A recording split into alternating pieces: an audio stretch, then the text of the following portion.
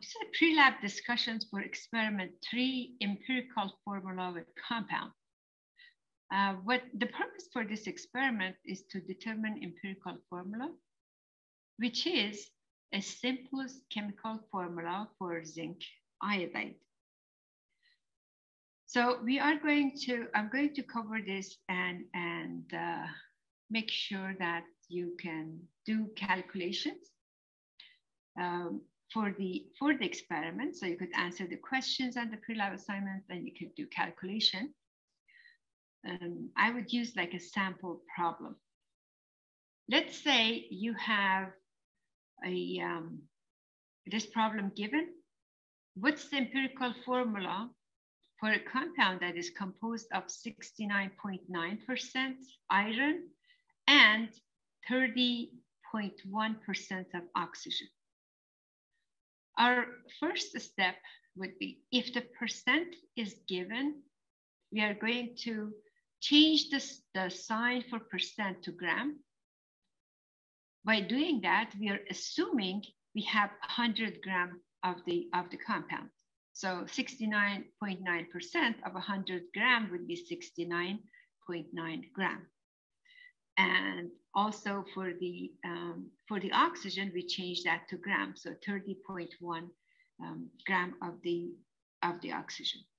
When we determine empirical formula, we want to know the lowest ratio of the number of moles of elements in a compound. So in this problem, after I assume that I have 100 grams of the sample, my next step would be to change the grams to mole for each element. So to convert the gram to mole, I use the periodic table. I find the mass for each of the elements. So for iron is 55.85. I multiply 69.9 grams of iron by this ratio of 1 mole iron is 55.85 of the iron. So when I multiply that ratio and I get the number of moles for the given mass of iron, I do the same for oxygen. Remember, oxygen is a diatomic molecule.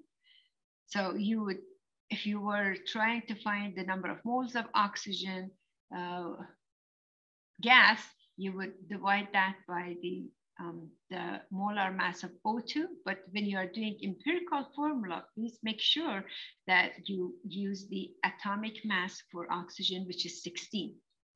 So we have 30.1 gram of the oxygen. You multiply by the ratio of 1 mole oxygen is 16.0 gram of oxygen, and you find the number of mole of oxygen. If we had a whole number for the iron and for oxygen, we were done with finding empirical formula.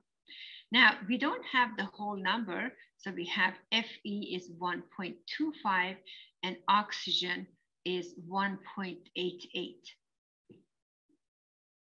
Our next step would be to find the lowest ratio. I would divide both numbers by 1.25.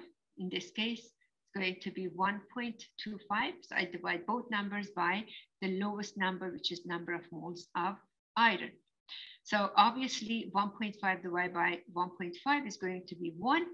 And the value for the 1.5, 1.88 divided by 1.25 is going to be 1.5.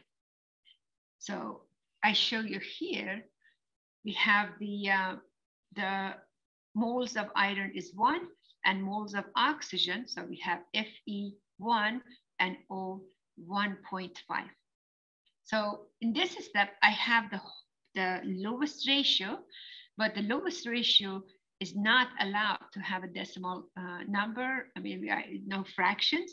I have to change this to whole number. So I have to work with these numbers to change them to a whole number. So I have to be simplified and it has to be changed to the whole number. If you get a ratio of 1 to 1.5, it's easy. You multiply both of them by 2 and you get Fe2 Fe2O3.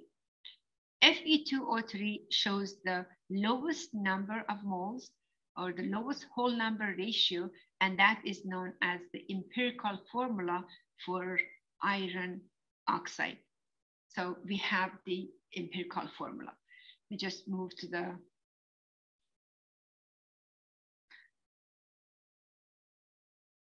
so now, if the number is not 1 to 1.5, let's say you have one ratio of 1 to 1.33, then you multiply both numbers by 3 to get to whole numbers. That would be 3 and then 4. And these numbers, if you find a number, experimental value, when you're dealing with like experimental value, if you find the final answer like is 1, and then the other one is like 2.08, okay, 1, 2.08. Then you don't have to multiply this by like a 70 in order to get a whole number. So you're just going to round up and say this ratio, you would accept it as like 1 to 2 ratio, and then you write your empirical formula. So the ratio, when you find the lowest mole number ratio, it should be within a 0.1 from each other, or 0.1 from the whole number. And if it's more than that, then you have to multiply by 2, 3, 4, 5, or a different number until each number of mole is close enough to a whole number that you can round off.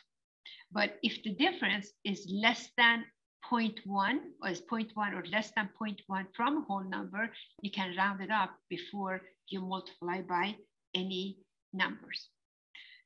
What we have in this experiment, we are going to find the empirical formula for zinc iodide. In order to find the empirical for zinc iodide, experimentally, you are going to find the mass for reacted zinc. So you need the mass for reacted zinc, and you need the mass for reacted iodine. How would you find that? That's like, those are the result of the experiment that you will be doing. So you are going to watch the video for the experiment and find out how much is the mass of the reacted zinc, which is going to be different from the total zinc you start. It's going to be different from unreacted zinc. So pay attention to the video. And also, I wanted to emphasize on getting the lab manual as soon as possible. If you don't have it at this point, it's a little too late. Please make sure that you have the lab manual.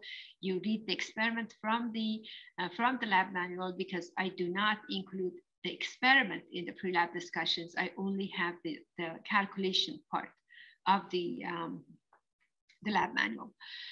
So after you have the mass of the zinc and you have the mass of the iodine, your first step would be you're going to change the gram to moles. And how do you change the gram to mole is going to be you use the molar mass, use the periodic table, and change the gram to mole. When you have the mole, or you have the mole for each one, basically you have the mole ratio. If it's not the lowest mole ratio, you find then lowest mole ratio. To find the lowest mole ratio, you divide both numbers by the smaller number to get the lowest.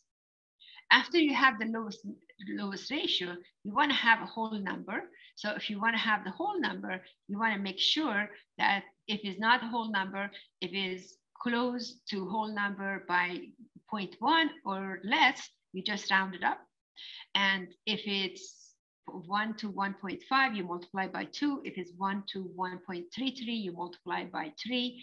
If it's one ratio of 1 to 1.25, you multiply both number by 4. So if you multiply both of them by 4, you get 4 for this one, and you would get 5 for the other one. So you would get the whole number ratio. So how would you find, this is an example in the pre-lab, so I'm not going to solve it for you, but I would say just how would you start with this? What are your steps? The empirical formula for compound that is composed of potassium, chromium, and oxygen. the percent is given. So you are going to change the percent to gram. That would be the first step you're doing. Change the percent to gram. And after you change the percent to gram, find the mole for each. So 1, change it to gram. 2, find the mole. Step 3, you find the lowest ratio. So you find the lowest ratio. How to find the lowest ratio? You divide all the mole numbers by the smallest one. And then 4, you find the whole number. And to find the whole number, you are going to use the multiply by 2, by 3, by 4 until you get the whole number.